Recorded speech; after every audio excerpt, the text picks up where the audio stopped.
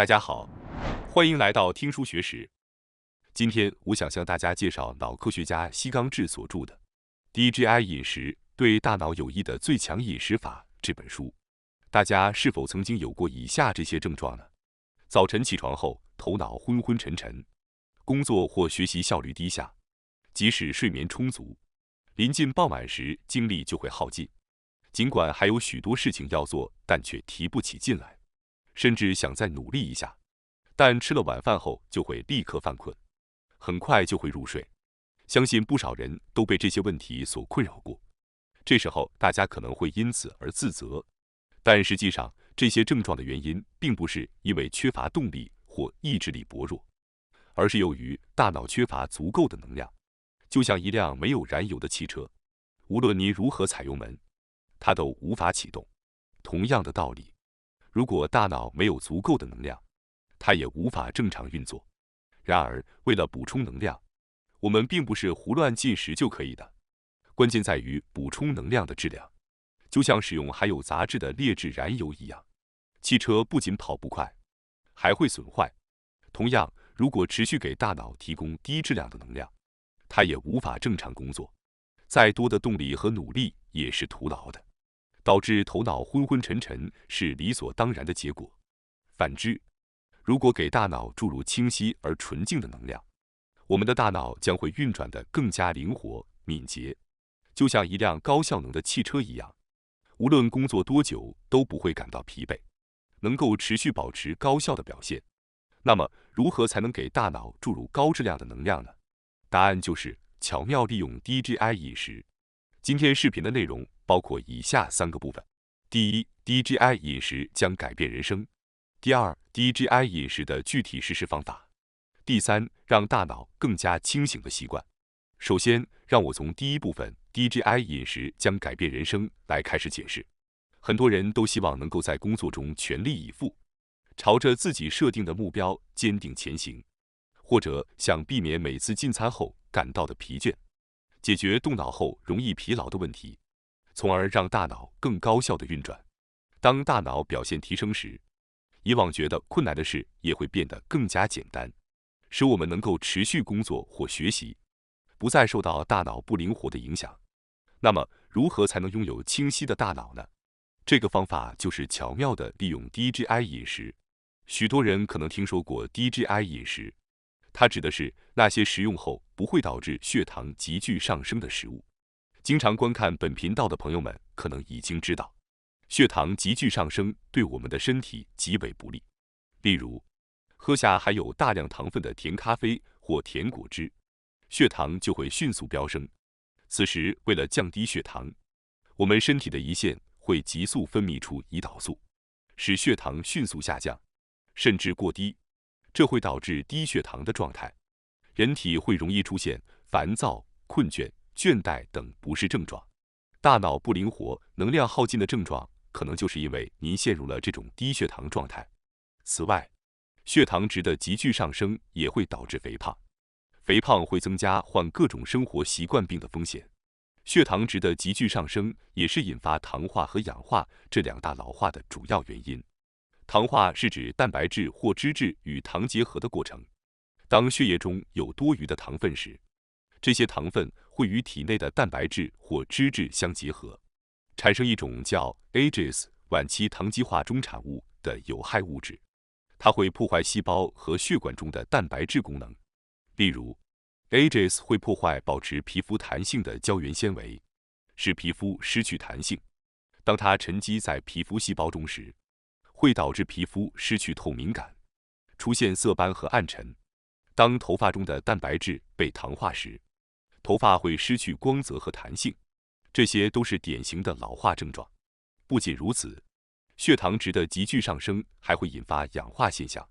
血糖值急剧上升时，会产生攻击细胞和蛋白质的活性氧，这会导致细胞和蛋白质的功能下降，进而引发新陈代谢障碍，出现色斑、皱纹和皮肤松弛等老化现象。此外，大脑细胞也会受到活性氧的攻击，可能会影响记忆力和思维能力。相反，如果实施本书中提倡的 DGI 饮食，尽量避免血糖值的急剧上升，不仅可以防止头发和皮肤的老化，还能保持细胞的年轻，使我们的身体保持活力。通过低 GI 饮食给大脑提供高质量的能量，可以提高大脑的表现，提升工作和学习的效率，增强集中力和记忆力，从而减少疲劳，避免能量耗尽。在实践低 GI 饮食后，你会发现自己原本的脑力得到了充分发挥，可能会看到一个全新的自己，并为此感到兴奋和感动。低 GI 饮食还具有促进减肥的效果，原因非常简单，低 GI 饮食不会导致血糖水平显著上升，因此血液中的多余葡萄糖不容易转化为脂肪。当我们暴饮暴食并使血糖水平急剧上升时，胰岛素就会大量分泌，导致血糖水平迅速下降，进入低血糖状态。这时候，我们的大脑会发出想吃东西的信号，让我们感到饥饿，促使我们再次摄入糖分。这样一来，便陷入了恶性循环，我们的体重自然就会增加。然而，低 GI 饮食则不同，血糖水平缓慢上升，不会进入低血糖状态，因此不会突然感到强烈的饥饿感。如果您总是难以控制食欲，导致无法成功减肥，很可能是因为您的血糖水平经常急剧上升。综上所述，我们已经解释了血糖水平急剧上升的危害，以及低 GI 饮食的好处。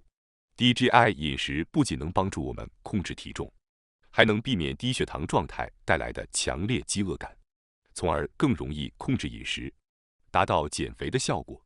接下来是第二部分，低 GI 饮食的具体实施方法。在前面我已经介绍了低 GI 饮食的魅力，可能有些人已经想要尝试一下了。那么在这里我将具体解释一下如何实施低 GI 饮食。首先，让我们简单了解一下 GI 值的基本知识。GI 值是指食物在餐后引起血糖水平升高的指数。GI 值越接近100，表示食物引起的血糖升高越快。GI 值越低，表示血糖升高越缓慢。例如，精致白米的 GI 值为76，而玄米的为62。通过比较 GI 值，我们可以很快得出结论：精致白米比玄米更容易引起血糖水平升高。通过利用 GI 值，我们可以避免血糖快速升高和随后快速下降的现象，可以稳定地向大脑提供糖分，使大脑能够发挥最佳的性能。低 GI 饮食的目标正是通过这种方法来实现的。当然，您可以记住一些具体食物的 GI 值，但还有一些简单的方法可以帮助您辨别高 GI 和低 GI 的食物。以下是3个要点：一、注意甜度过高的食物；二、选择深色的而不是白色的碳水化合物；三、选择富含食物纤维的食物。接下来，我将逐一简要解释这些要点。首先是第一个要点，注意甜度过高的食物。当食物非常甜时，意味着它含有着大量的糖分，食用后会迅速导致血糖上升。因此，在低 GI 饮食中，甜点、甜食和甜饮料基本上都是禁忌，而肉类、鱼类和乳制品等则不含有大量糖分，是低 GI 食品，可以积极的摄入。接下来是第二个要点，选择深色的而不是白色的碳水化合物。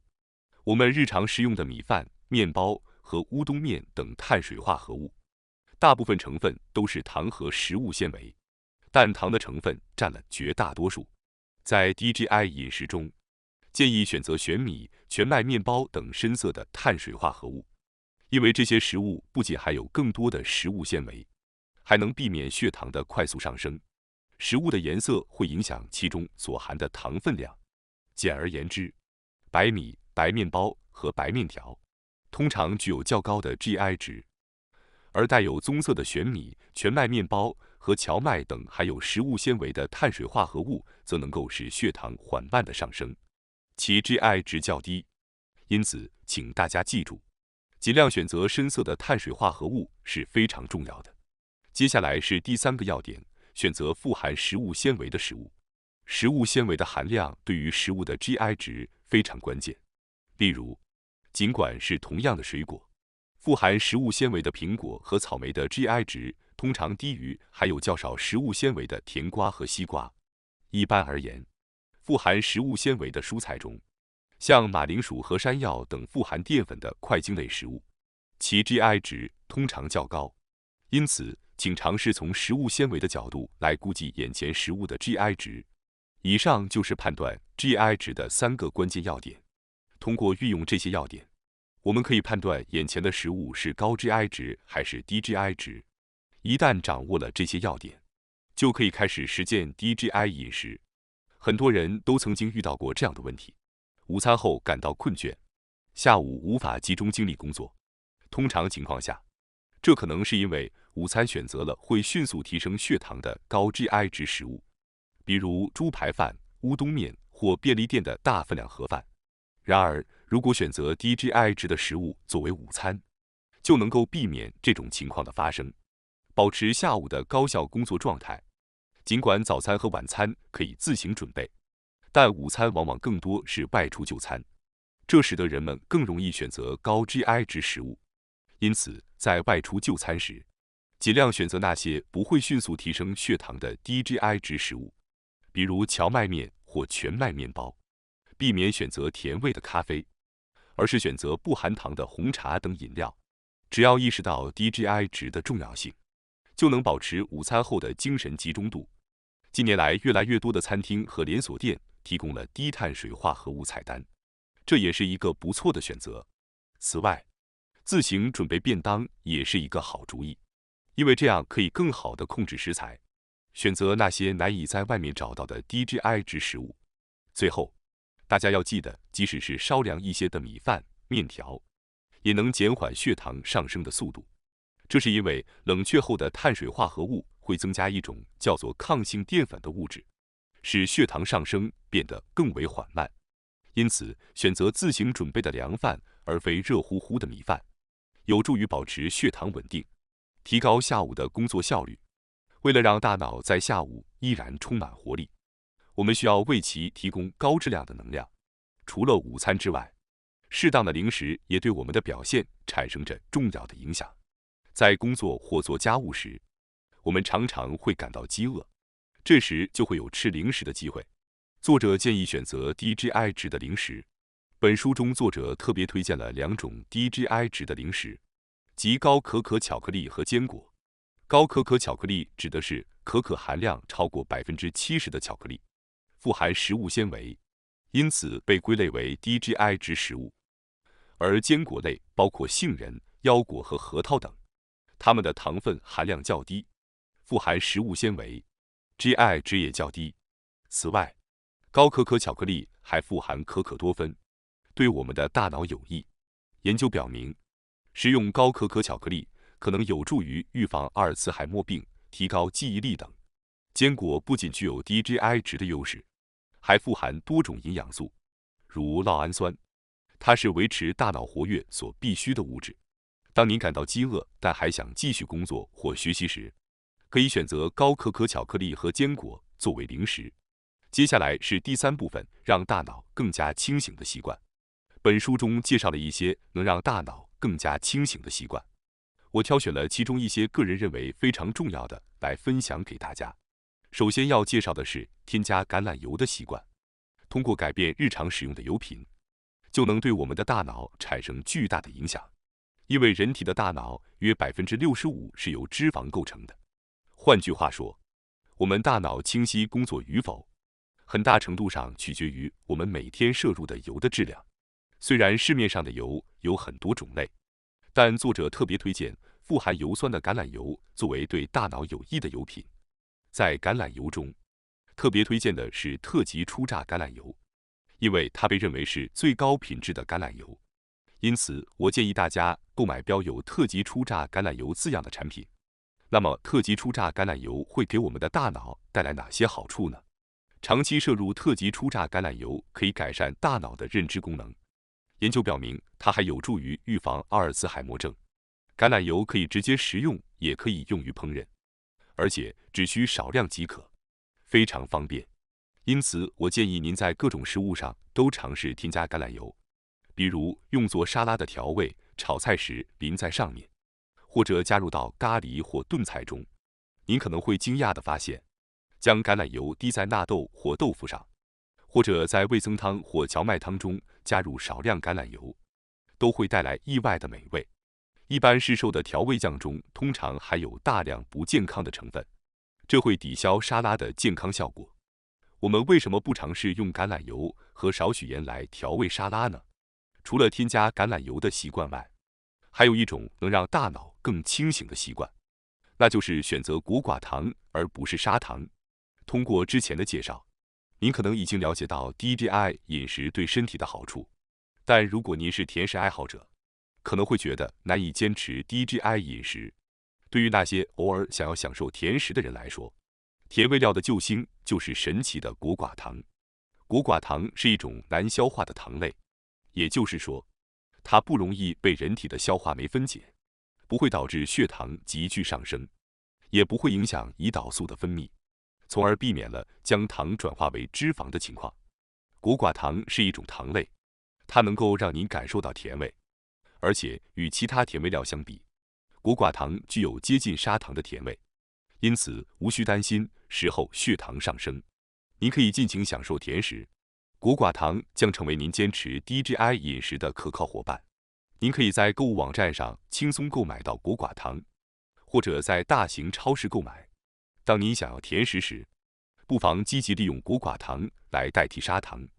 例如，当您想要喝甜酸奶时，只需购买原味酸奶，然后加入果寡糖即可。因为市售的甜酸奶通常含有大量的砂糖，而自己添加果寡糖则可以避免摄入过多的糖分。此外，当你想要喝甜咖啡或甜茶时，也可以使用果寡糖进行调味。许多人在烹饪时使用砂糖来增加甜味，但您可以将砂糖替换为果寡糖。例如，当你想要在炖肉、土豆等菜肴中增加甜味时，可以使用果寡糖来代替。感谢大家收看今天的节目。如果你喜欢我们分享的内容，记得点赞、订阅并开启小铃铛通知，第一时间获取我们的更新。